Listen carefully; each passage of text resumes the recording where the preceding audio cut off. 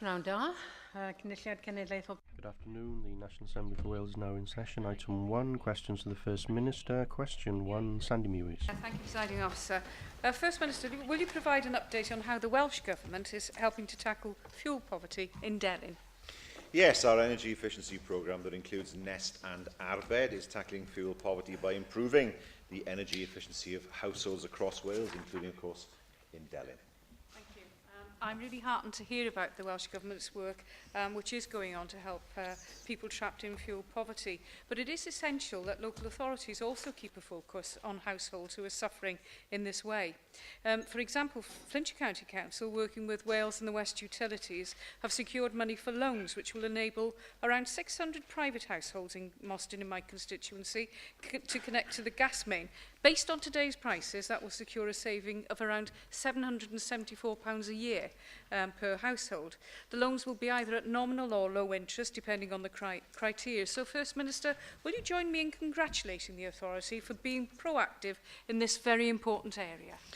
Yes, I understand that the scheme will provide 233 council-owned properties to be connected to the gas main free of charge. It will also offer private homeowners a nominal or low interest loan to join up. I do certainly very much welcome the scheme, and I congratulate all those involved in taking it forward.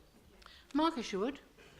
Well, the Flintshire Affordable Warn Scheme, which does clearly work successfully with Flintshire Council, was the idea of the North Wales Energy Advice Centre, and they said the qualifying criteria is that the client be vulnerable in any way rather than simply based on benefit eligibility. How, therefore, do you respond to the recommendation in the 2014 UK Fuel Poverty Monitor that there's no current action plan for eradicating fuel poverty in Wales? The Welsh Government should outline how it intends to prioritise vulnerable households.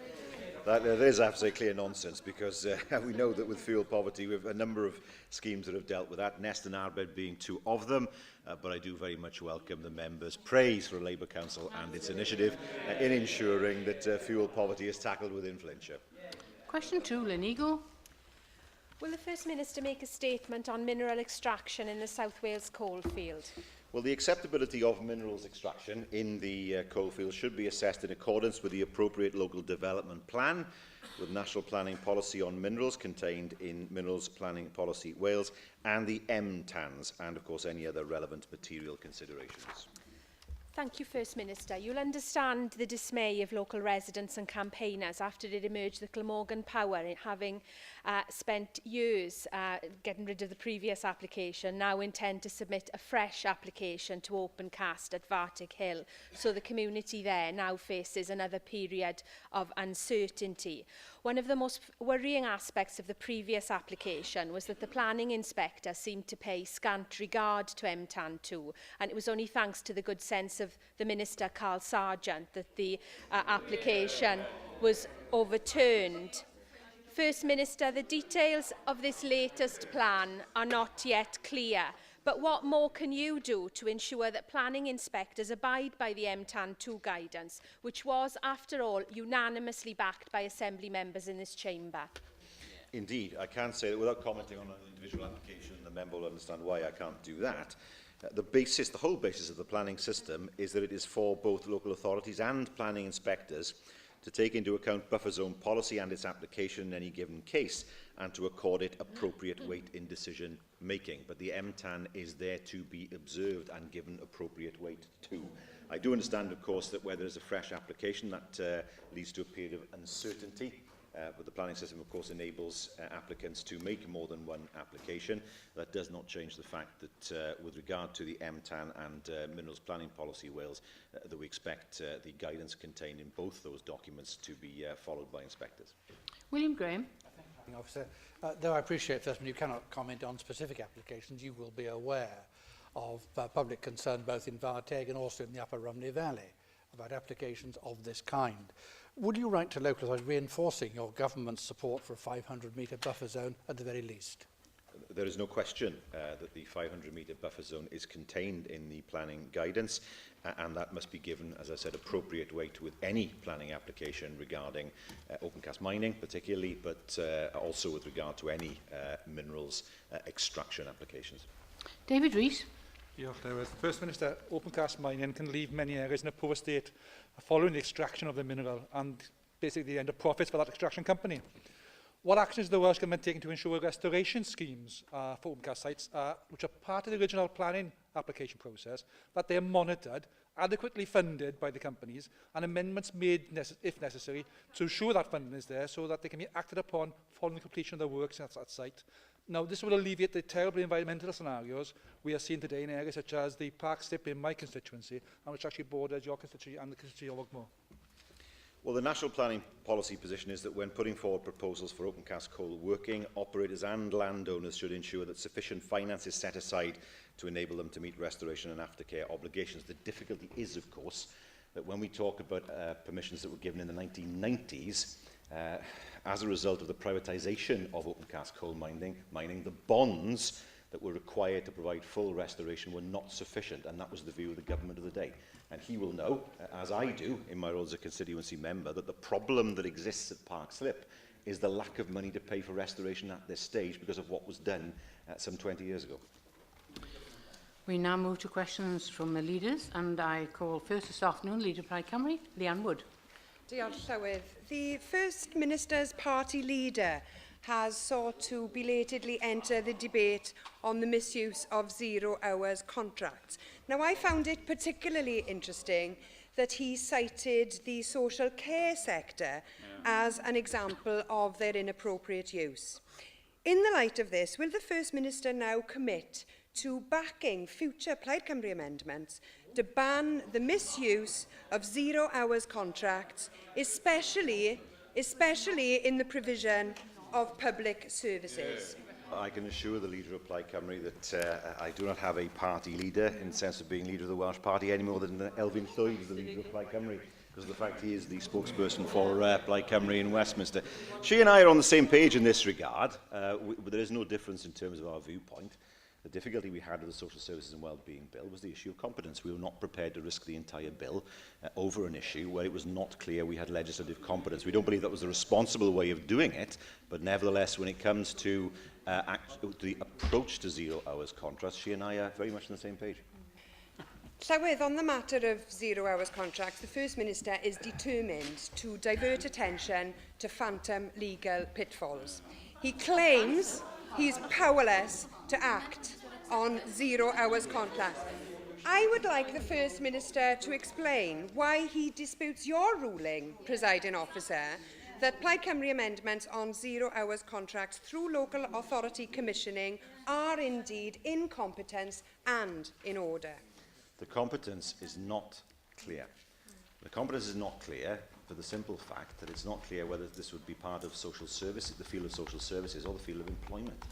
Now, there is no easy answer to this, as we know, of course, because the Agricultural Sector Wages Bill has gone to the Supreme Court. We were not prepared as a government to risk this bill, the Social Services Bill, going to the Supreme Court and possibly losing the entire bill for the sake of one amendment.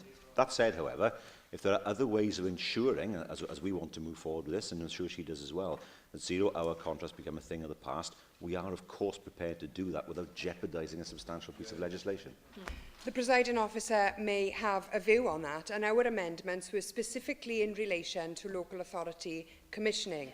Now, if there is compelling legal advice on 0 hours contracts and this Assembly's competence in relation to them, will he agree to publish that legal advice in full? But isn't it the case, though, that rather than fight for the rights of exploited workers in the Supreme Court, if need be, that the Labour First Minister of Wales would prefer to vote with the Tories against Plaid Cymru on the issue of 0 hours contracts, because that is what has happened here in this chamber on 3 separate occasions? The Leader of Plaid Cymru will not help workers on 0 hour contracts by running headlong into a brick wall, which is something that she clearly wishes to do. She and I are in the same position with regard to 0 hour contracts. What we were not prepared to do was to take a piece of legislation that had taken up the time of this Assembly for many, many hours and jeopardise it. I do not believe that is responsible government, and I do not believe there are others on her benches who take the same view. We now move to the Leader of the Welsh Liberal Democrats, Kirsty Williams. Thank you, Presiding Officer. First Minister, in your government's delivery plan for the critically ill, you say that critical care units should run at an average bed occupancy of around 65 to 70%. But last year, all units in Wales reported rates of bed occupancy greater than 80%, and many often operating beyond 100%.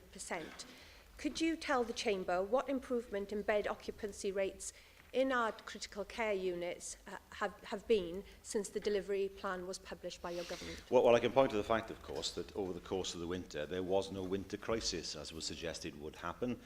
The local health boards dealt with the issues that arose over the winter. They made proper preparations, and they were in a position where they ensured that critical care beds were available in order to deal with the situation. And that, of course, is an improvement of what happened the winter before. But, First Minister, only yesterday, the Royal College of Anaesthetists warned that a lack of critical care beds was forcing clinicians to either choose cancelling operations for patients, including cancer patients, or opting to proceed with surgery without the appropriate critical care bed. Now, you said that local health boards should have published annual reports for the critically ill by March 2014. Could you confirm to the Chamber that all local health boards have published those annual reports and are available to the public? Well, I would expect those reports to be published by now, of course, given the date, and I would expect those reports to be made available to the public. Thank you, First Minister. Perhaps you could check whether that is actually the case. It doesn't seem to me that the local health boards, certainly on their websites, do have those documents available for the public. First Minister, in the same delivery plan, you promised that improvements would be seen when there was better throughput through the whole hospital system. But we've seen a 19% reduction in the number of hospital beds over the last 10 years, and the BMA have warned of a bed crisis, and the most recent figures on delayed transfers of care, delayed discharges, show no improvement, and they remain stubbornly high. When will you stop reducing the number of beds in our district general hospitals, and when can we hope to see an improvement in delayed transfers of care? It is correct to say that the number of beds has dropped over 10 years. That's been true in all parts of the UK, and there have been reasons for that. For example, people now getting treatment outside of hospitals for certain conditions which they needed hospital treatment for before. She mentions delayed transfers of care. They are, to my knowledge, at a 10-year low in Wales, whereas in England, of course, we are seeing a spike in delayed transfers of care. So yes, whilst delayed transfers of care remain for some individuals and they must be reduced, that much is true, nevertheless we are seeing an improvement that is historically very high as far as Wales is concerned. And finally, Leader of the Opposition, Andrew Arty-Davis. Thank you, Presiding Officer. First Minister, is it still the goal of the Welsh Government to get the PISA rankings for Wales in the top 20% by 2015? In PISA rankings, and that's what we expect to see with the improvements that we put in place. I'm not sure whether that was a confirmation of that goal is still an aspiration central to government thinking or not. But how can people have confidence that you will be able to lift the rankings of Wales in that league table when the recent report clearly identified that there was a lack of long-term vision from the Welsh Government, implementation from Welsh Government ministers was weak, and the teachers were overwhelmed with a constant reform agenda that is at the heart of what your government is seeking to do. So how can you correlate the improvements that we all want to see in education here in Wales with that independent report highlighting the failures of your government and successive Labour governments? Well, first of all, the report he refers to, I believe, is 7 years old. Secondly, I don't believe he's seen it, actually. He hasn't, because I know that the alleged report that was given to the BBC was only summary and conclusions, and then selectively, and not the report itself. He's perfectly welcome to see the report, of course, as are all members, but if he could confirm that he's actually seen the report and draw on which parts of the report he wishes to draw, and then, of course, I'd be more than happy to answer his questions in that regard. But I do remind him, of course, that we have seen school spending increasing in Wales. We have seen school buildings carrying on in Wales when they have been cut in England. And we have seen many of the recommendations that were even in that report being put in place by this government. I am completely dumbfounded by that.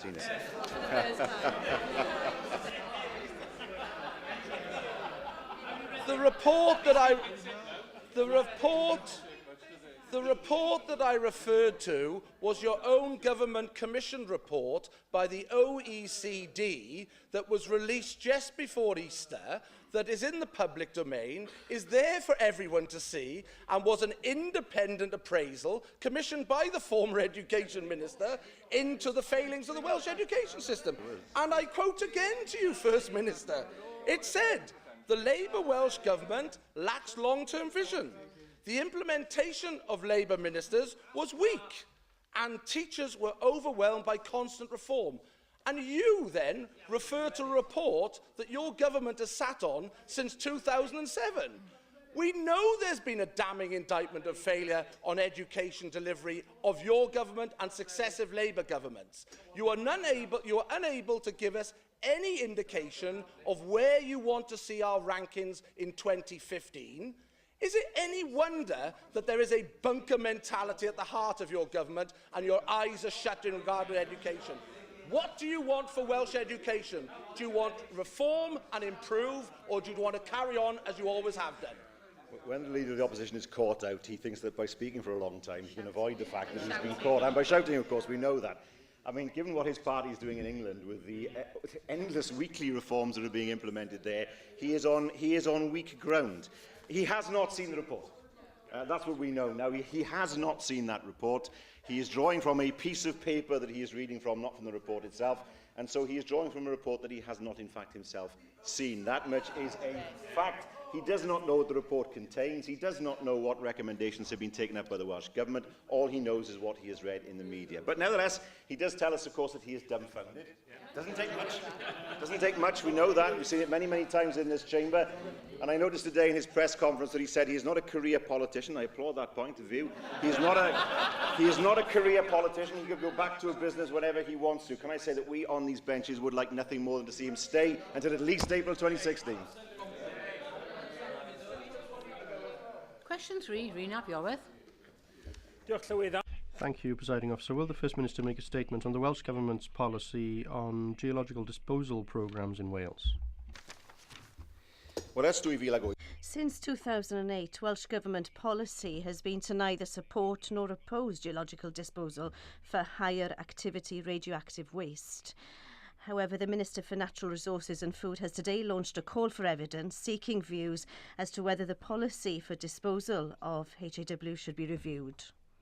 But may I say, historically, that this has gone to Sellafield and there's no sign that this will change. Thank you, may I?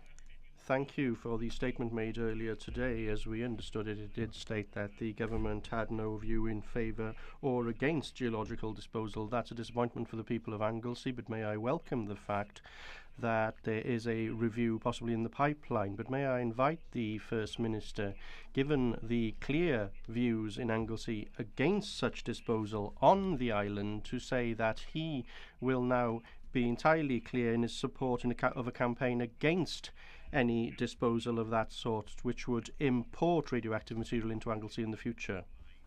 We are not in favour of any importing of waste into Wales. We are not in support of any burial of such waste. We want to ensure that the position that has been so far continues, namely that the waste has never gone to Sellafield, that our intention is not to change that.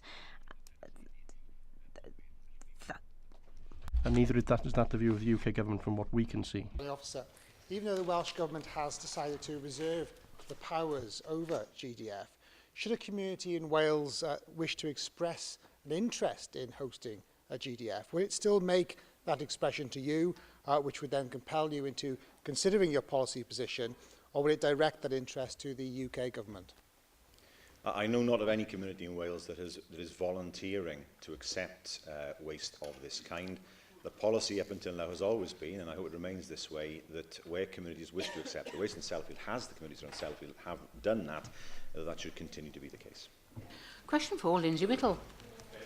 Diolch, Llywydd. Will the First Minister clarify the Welsh Government's policy towards open-cast mining locations in Wales, please? Well, in answer to the member's question, I can refer him to previous answers I've given this afternoon, and particularly, of course, with regard to Minerals Planning Policy Wales and MTAN 2. Thank you, First Minister. If the Nantllesg open cast mining operation in the Rhymney Valley goes ahead, and I oppose it, a number of companies in the area have already said they will relocate. And we know that jobs are needed in the Heads of the Valleys area, but do you think it's right to put the promise of relatively few and short-term open cast mining jobs above the enormous environmental costs that would be the result of open cast mining? Nantllesg, Farteg, Llwyd, people in these communities, we have paid the price of coal, and do you agree with me, we need protection by law? Well, the member will understand that I cannot comment on any individual planning application, but I reiterate the fact that there exists the buffer zone within the MTAN and, of course, within Minimum Planning Policy Wales. Andrew Archie Davis. Thank you, Presiding Officer. First Minister, when I sat on the Petitions Committee in the last Assembly, we dealt with many petitions in relation to open cast mining and the planning process. Your government is bringing forward a new planning bill. Has your government given any consideration to making more robust the procedures that members of the public and interested parties can contribute to the decision-making process around these applications? Because one of the big things that I come across time and time again is the disconnect that many people feel they have with the decision-making process on such applications. The difficulty with this is always the fact that there are always calls, and I've heard them before, that buffer zones, for example, should be put into law. The difficulty with that is, where does it end? Do you end up with no planning policy and everything contained in a bill, in which case there's no flexibility, or do you carry on with the situation where the planning system is set up by law, but planning policy and guidance is done through MTANs and through TANs, of course? That is what we have to wrestle with. Now, the difficulty with suggesting, for example, and he didn't suggest this, but it has been suggested before, that you introduce a buffer zone in law, particularly with regard to open cast mining, is that why not do it for everything else? Why only pick on one particular area? And then, of course, it opens up the debate as to what the balance is between policy and the balance between actual law. In Scotland, for example, we know that even though there was, if I remember rightly, a buffer zone there that was wider, there were still successful planning applications for open cast mining within the buffer zone. So it's not quite what it appears to be on occasion. But I believe that the approach we've taken historically as a government is the right one, namely to put in place a buffer zone, rather than the approach that's been taken in England by governments of different parties, where instead of having a physical buffer zone, there have been a number of criteria that have to be met. We don't think that that's the right approach, and we believe the buffer zone approach is the correct one. William Powell. Diolch yn fawr, Llywydd. First Minister, it was my privilege to accept an invitation to speak at the rally last week of the United Valleys Action Group at Ystrad Mynach with regard to the particular application that was referenced earlier by Lindsay Whittle AM. One issue that was brought up by some of the activists at that event was the alleged practice of some operators within the open cast sector of dipping into community funds so as to actually top up their own legal war chest to actually fight challenges brought by the community that those funds are intended to compensate. If such were borne out to be true, First Minister, would you condemn such a practice? And secondly, would you undertake to strengthen the guidance around the governance of such community funds in the future so as to avoid such dangers occurring? It's a serious point that the member raises. If he could write to me with further detail, and if he wishes to pass that detail on confidentially, I would, of course, be willing to consider the points that he's made. Question 6, Mohammed Ashkar. Thank you, Madam Presiding Officer. What action will the Welsh Government take in 2014 to improve services for dementia sufferers in Wales? I believe this is question 5, rather than 6. I beg your pardon, question 5, but it's still Mohammed Ashkar. Well, Together for Mental Health sets out the steps being taken to further improve dementia services. Our focus is on improving rates of diagnosis, raising awareness and increasing access to information and support, and we will continue to work to improve standards in primary care in district general hospital settings and, of course, within community services. Thank you very much, First Minister, for the reply. A recent review by the CSSIW found that dementia services across Wales were not sustainable. They found significant gaps in planning and provision of prevention and early intervention services, while services to carer varied and were underdeveloped in some areas. What action will the Welsh Government take to address these issues and to improve services for dementia sufferers in Wales? Well, I'd refer the member to the Dementia Friends initiative, which was launched in January by the Minister, launched, it was the Alzheimer's Society's initiative. It is funded by Welsh Government. It is designed to increase wider understanding, to augment advocacy services and to roll out training for those delivering care. The aim, of course, is to bring the issue of dementia to the forefront of people's minds in communities across Wales. And that initiative, of course, is another example of our commitment to providing a dementia-friendly Wales. Then Eagle. Thank you, Presiding Officer. First Minister, I was very pleased to go along to the launch of the Dementia Friends initiative along with colleagues from across the Chamber, and I certainly do commend this initiative. I think the approach of trying to turn all communities into dementia-friendly communities is one that is very valuable, particularly given the fact that we know that 2/3 of people with dementia actually live in the community rather than in a care setting. Can I ask, First Minister, while welcoming the support for the initiative in terms of funding from the Welsh Government, whether you will personally commit to supporting this initiative and leading on this through the Welsh Government as we seek to turn Wales into a dementia-friendly country? I can say, of course, to the member that Dementia Friends does have the support of government, and of course myself, in that regard. Dementia Friends, of course, it will help us to realise a more compassionate society and in turn give confidence to those with dementia and their family and carers. We know that by increasing public awareness, we can help to ensure those with dementia are treated in the least restrictive and understanding way possible.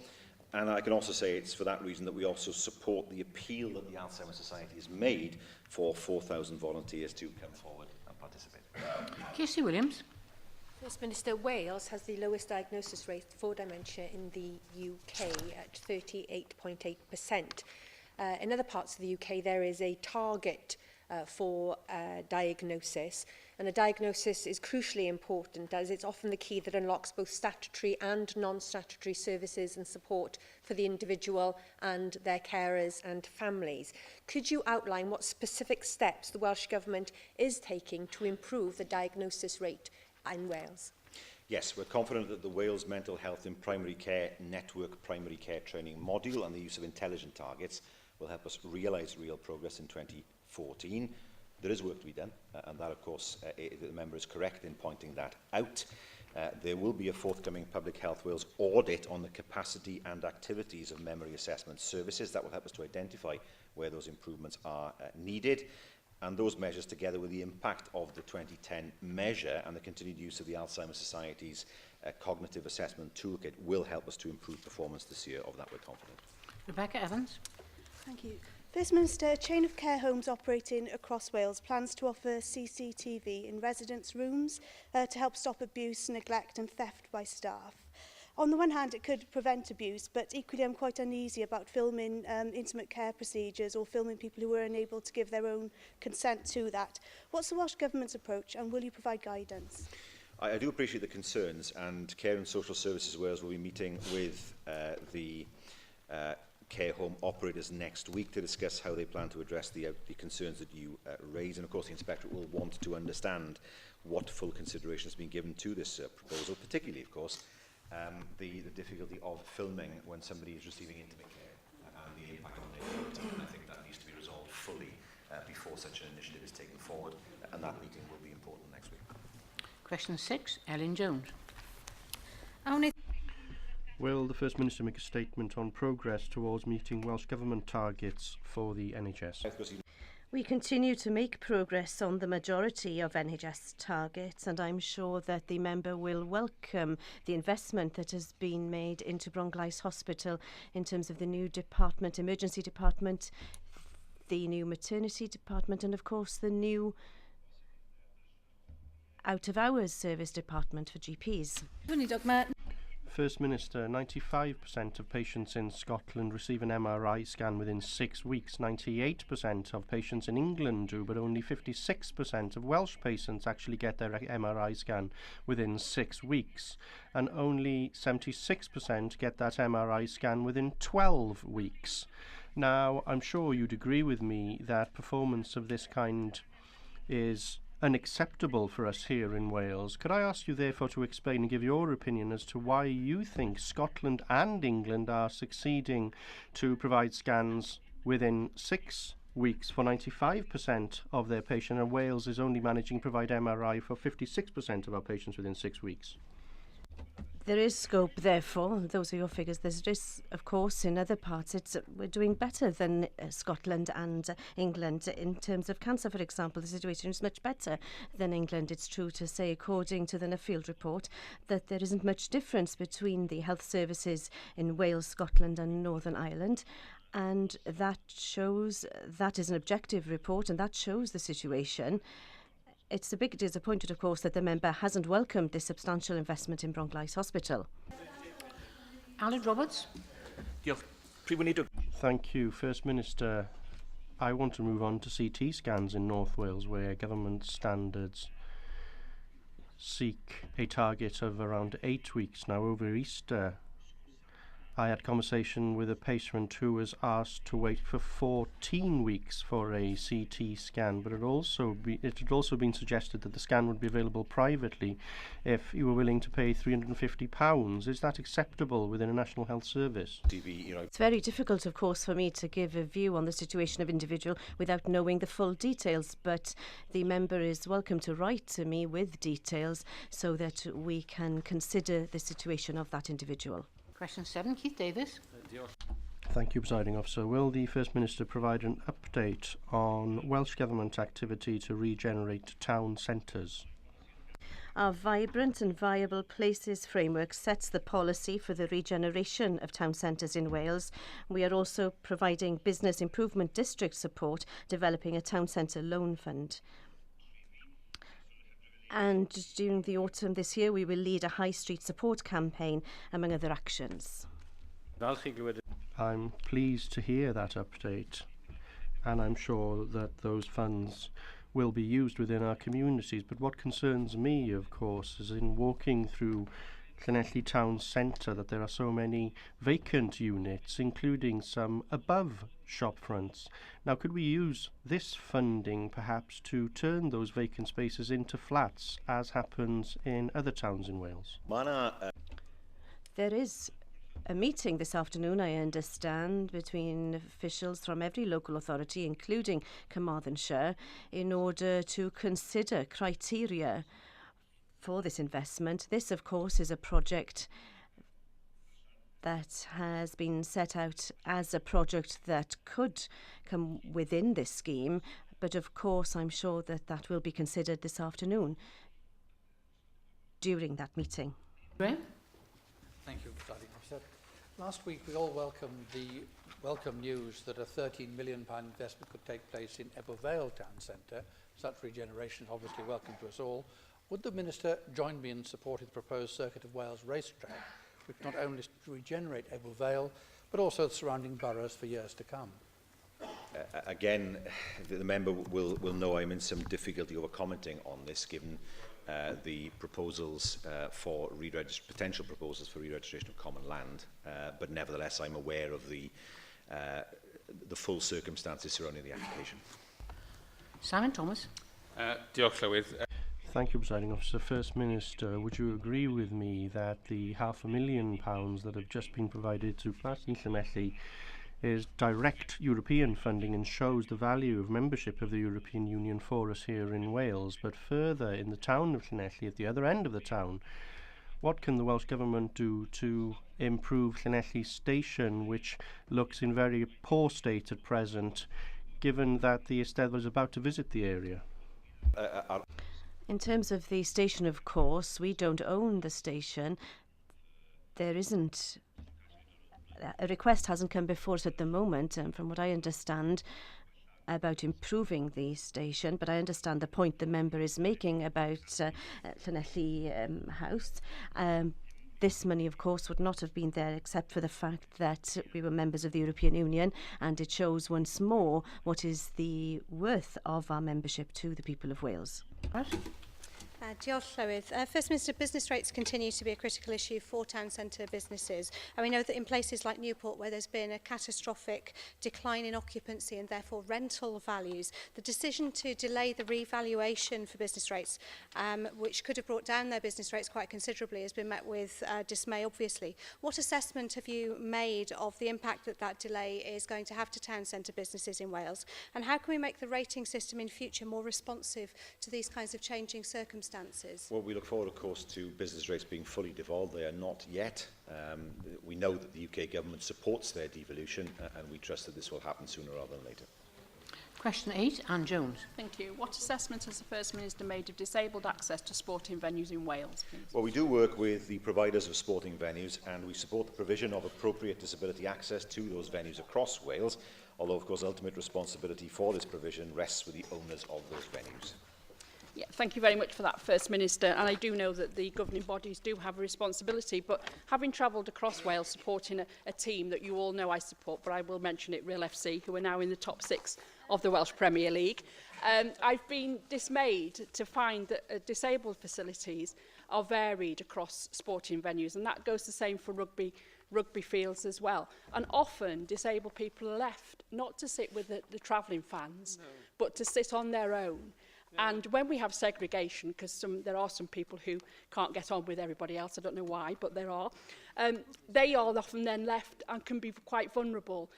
What can the government do to talk to governing bodies about how they make sure that disabled people who want to just spectate can be made safe, but also feel that they can be part of that travelling team or of that home team that they want to support? I can say to the member that Level Playing Field, formerly the National Association of Disabled Supporters, have undertaken an audit of all Welsh Premier League stadiums on behalf of the FAW throughout this season. The FAW are awaiting the results of that audit. I know that the FAW itself encourages all domestic league clubs to undertake a review of their own procedures with regard to the level of service provided for spectators with disabilities. But I can say the Minister for Culture and Sport is soon to meet with the FAW. I will ask him to raise your concerns with them, and I will ensure those concerns are also conveyed to the WRU. Nick Ramsey. Thank you, President. I should realise that this question was a chance for Anne Jones to get a well-earned plug-in for Real FC. First Minister, you've just mentioned the Level Playing Field organisation, which has done a lot of work in this area to try and increase disabled access to sporting venues. Actually, the 2 current Premier League clubs, current Welsh clubs in the Premier League, came out very well in a recent report in terms of disabled access, but that sort of disabled access success is not mirrored lower down the league pyramid or indeed in other sporting venues. Grateful, following from your answer to Anne Jones, if you tell us what you're going to do to try spread that good practice which some football clubs in Wales are doing to other areas of sporting life in Wales. Well, I believe I answered the member's question in the answer I gave to Anne Jones. He refers to the City Stadium in Cardiff and the Liberty Stadium. They are fairly new stadiums, so it will be expected that they should have the best facilities possible for disabled spectators. But of course, not every stadium is that new. We wait to see, of course, what the result of the audit is that's being carried out on behalf of the FAW, and I've mentioned, of course, the meeting that the Minister will be having in due course. Lindsay Whittle. Diolch, Llywydd. What consideration is the Welsh Government prepared to give to assisting local authorities to provide special changing room facilities for disabled people using leisure centres, please? I think the first thing to understand is what the extent of the issue is. There are some local authorities who will have newer facilities than others. I think it's important that local authorities do have an understanding of the adequacy of the facilities, the changing facilities that they have within their own boundaries. Then, of course, it might be possible to see what might be done to assist. Question 9, Alan Fred Jones. Will the First Minister make a statement on progress the Welsh Government's efforts to safeguard the Welsh language as a community language? The Welsh Government undertakes a range of activities to increase the use of the Welsh language and to safeguard the language as a community language. I will present a policy statement to the National Assembly which will respond to the main findings of recent reviews in the area, which will offer foundations for implementation over the next 3 years. Thank you very much. In a gynhadledd fawr that you assembled in Aberystwyth, one of the main findings was that population movement is an important factor in the decline in the number of areas where the Welsh language is the language of day-to-day communication. Now, in looking at the government's policies and plans, we note that the new TAN 20 doesn't change hardly anything in terms of what was previously in place under TAN 20. There's been no further guidance, as was promised, in order to demonstrate how that's to be implemented. And there's no reference to the Welsh language in the draft planning bill, the proposed planning bill. So what is the government's intention, therefore, in responding to the outcome of the gynadledd fawr that you yourself called? Work has been done, of course, to ensure that a consistent assessment is available to each local authority to use. There are good examples where this has happened already, for example in Gwynedd. In terms of the point the member made regarding the planning bill, I am open to anything that could be done to strengthen the position of the Welsh language in terms of the planning system. What would need to be considered is in which way talking about the Welsh language in the bill itself would make a difference. This is something that we could consider in the future. Davis. Thank you, Presiding Officer. I welcome the work that's been done in Carmarthenshire, which is Labour-led, of course, by the cross-party executive group on the census. The full council has now accepted that report and adopted it, and I hope that you, as I do, look forward to seeing it being actually delivered. I am, because it's extremely important that Carmarthenshire Council plays a key role in ensuring the future of the Welsh language in the county. And I am very happy that the county itself has moved this forward. As you said, they've now accepted the report itself, but what is extremely important is that the report is implemented on in order to ensure that the problems that we've seen in every part, in my opinion, of Carmarthenshire over the last decade, and to see that the Welsh language grows, not only in terms of the number who speak Welsh, but also use the Welsh language in the old mining communities especially. Paul Davis. Thank you, Presiding Officer. First Minister, in response to the Task and Finish group on Welsh-speaking communities as a government, you say that you will consider a designated fund to support Welsh-speaking communities along with making changes to the way that you fund the Mentra Iaith. Can you tell us when you as a government will make a final decision as to whether such a fund will be established? That will be part of the statement that will be made by myself in the National Assembly. Question 10, Joyce Watson.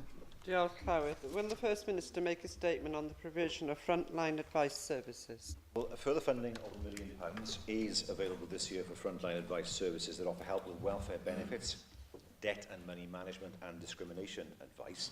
Not-for-profit advice providers, many of which have seen their budgets cut, can apply for this grant to help them continue to provide services. I'm very pleased to hear that, and of course I do welcome the announcement of the extra £1 million fund. I did recently do some work with the Bevan Foundation to examine the effects of spending cuts and benefit changes on women and their families in the Ystrad area. And one of the clear messages of that research was the importance of face-to-face and over-the-phone advice.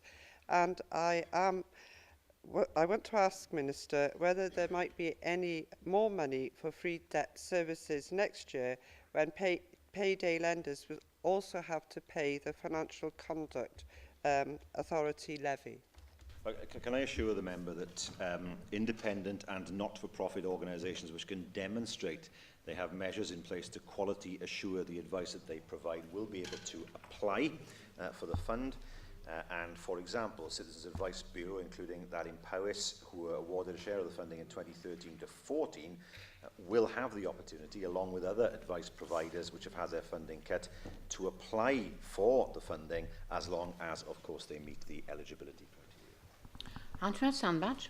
Thank you, Presiding Officer. First Minister, access to frontline health advice services is vital in rural areas, and the latest Rural Observatory report highlights the difficulty those living in rural areas have in accessing health advice in their immediate community.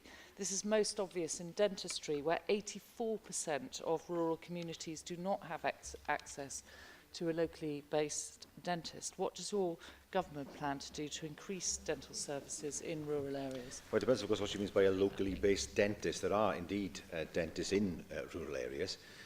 There was a time, of course, when it was difficult to access an NHS dentist in many parts of Wales, but that's an issue that seems to have diminished greatly over time. and services are available to people in rural areas as they are in urban areas. Jocelyn Davis. Thank you, Presiding Officer. First Minister, would you consider developing a bedroom tax appeal strategy to assist tenants in their plight? I don't know what a bedroom tax appeal strategy is. But of course, if the member could provide me with information on that, I'd be more than happy. I'm more than happy, of course, to condemn the bedroom tax as I've done before. If the member is suggesting that an appeal fund should be put in place, then that is something, of course, that we'd be perfectly willing to consider. But it does an appeals strategy. Well, anyway, I invite the member to provide further details to see what we can do in order to move forward with our shared aim of condemning the bedroom tax. Thank you, First Minister. We now move